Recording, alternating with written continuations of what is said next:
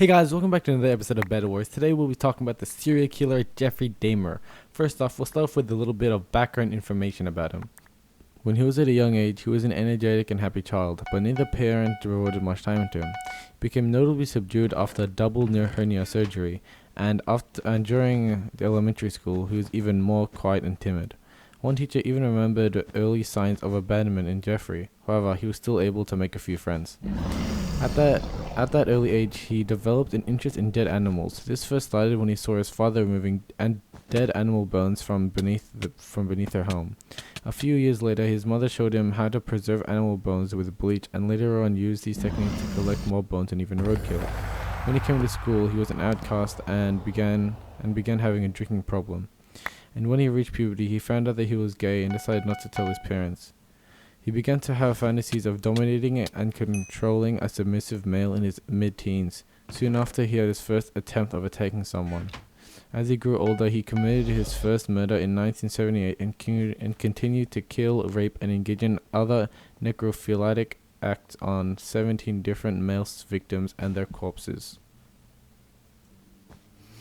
So now let's discuss nature versus nurture in terms of antisocial behavior and how it relates to Jeffrey Dahmer.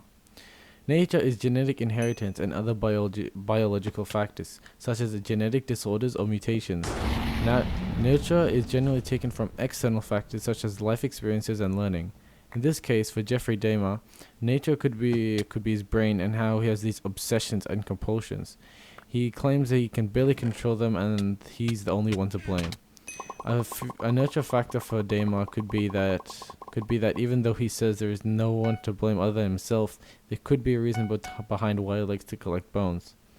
The experience he saw when he witnessed his dad removing bones from under his house could have sparked his interest in dead corpses and bones.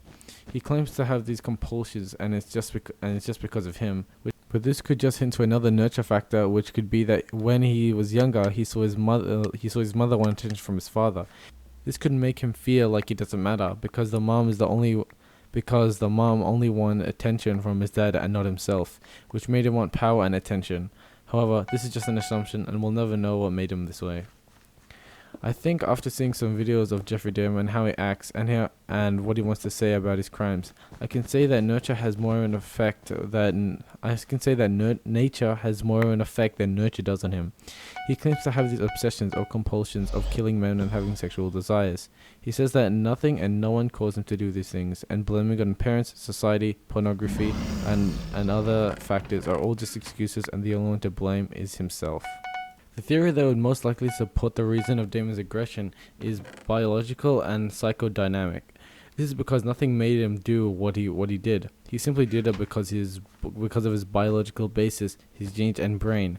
There's nothing necessarily wrong with him health-wise, as in like a tumor or a disorder, but instead just mentally. He claims to have this urge, a compulsion that is too strong, and that he has to release. He wasn't angry or mad when he committed these crimes, but he said even though there were times where he knew what he was doing is wrong, he continued to commit these crimes, and if he was never caught, he would still be doing it. Though he claims he doesn't know how this obsession started, it could be that he first started it when he saw his father removing animal bones from his house, but we would never know. So now let's talk about different powers and how they affected and which ones Dahmer had. There are 5 types of powers: coercive, reward, legitimate, referent, and expert power. Coercive power is having the ability to punish someone who does not compromise with you. Reward power is being able to reward someone who does something that you want them to do. Legitimate power is based off a role that someone holds, such as a managerial position, such as a teacher over students. Referent power is power based on a relationship between you and that person, sort of like a role model to people, and your fans will follow you if they like you. And expert power is having specialized knowledge on a specific topic that people like. Looking at Dahmer and what his personality was like, the power he most likely had was referent power. Though he didn't have any social relationships with anyone, he would just offer people to come inside his house for a drink and maybe a place to stay for the night. He didn't force them to come. He certainly didn't threaten them. He was just acting friendly to them. and he took advantage of that. He lured people because he just acted kind. Maybe there was some reward power that he also took advantage of, because he did offer people drinks and a place to stay for the night. But his offerings wasn't anything special, and it was just a kind gesture he offers people, which allowed him to lure them in. So now let's look at the Myers-Briggs type indicator and the 16 different types and which one Dahmer would probably fit in. The MBTI category personality test indicator is a self-report inventory designed to identify a person's personality type, strength, and preferences. While I was looking at the 16 different personalities, I found there wasn't much of a personality that would fit Dahmer, but there were two that would be sort of similar to how he acted. Mediator, though he was not poetic or kind, and definitely not altruistic, but he was eager to help for his own benefit though. For example, he seemed eager to help as a fake for people to trust him, sort of like a lure. So being a mediator could just be a fake, or what he's perceived as people who just met him. Or his real personality could be a debater. He wasn't really the smartest, but he would still be considered to be reasonably smart for somehow not being caught for 13 years. He isn't very curious when committing the crimes, more addicting than curious in committing crimes, as he already described what his obsession is. This part of a debater does match with Dahmer's personality, is that he truly cannot resist a challenge. His crimes don't necessarily have an intellectual challenge, but a challenge nonetheless. So now let's see if Dahmer is a psychopath or a sociopath. Looking at the definitions of a psychopath and a sociopath, I can say that Dahmer is most definitely a sociopath. A sociopath is sort of like a psychopath, but sort of less intense, I would say. They would have a lack of remorse, but guilt and empathy would still be seen in some cases, while psychopaths feel no remorse, guilt, or empathy at all. Sociopaths may still find some close relationships to about one or two people, while psychopaths are unable to have any relationships to anyone. Psychopaths also tend to be more successful, while sociopaths normally don't find much success in life. Some similarities between them are that they both tend to break the laws in some way, have little regard for the safety of others, deceives others, and constantly lies. Psychopaths suffer from psychopathy, while sociopaths suffer from sociopathy.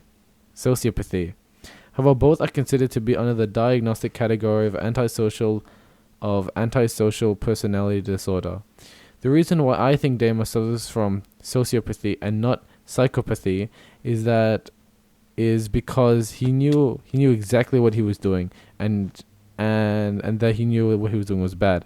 He said there were times he knew what he was doing was wrong, but he couldn't overcome these obsessions and continued to do what he enjoyed.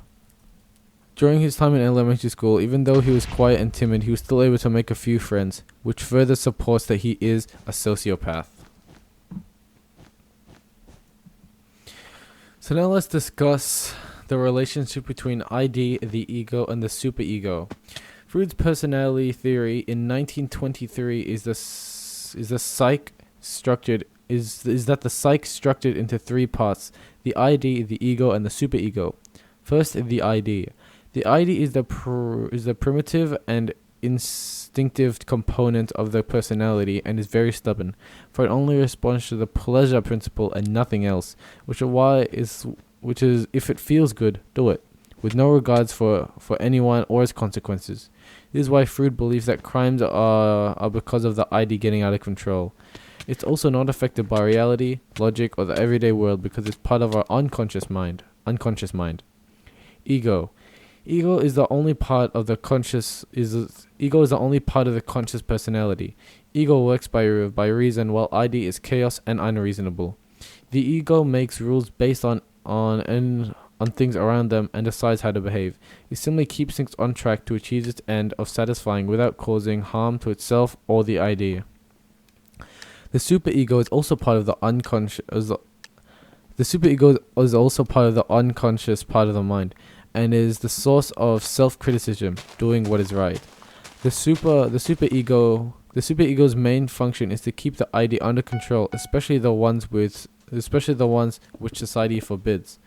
It can also persuade the ego to more of a more so you can also persuade the ego to more of a morality goal other than just realistic and perfection goals. All of this creates a person's personality.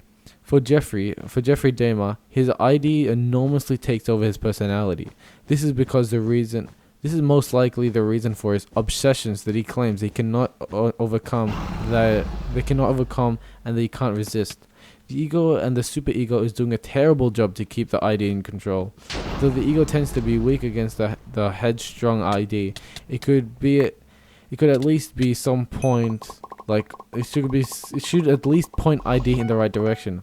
However, this is not the case for Dahmer. The superego does seem to come out during one of the interviews, saying that he sometimes knows what he's doing and how society won't accept it.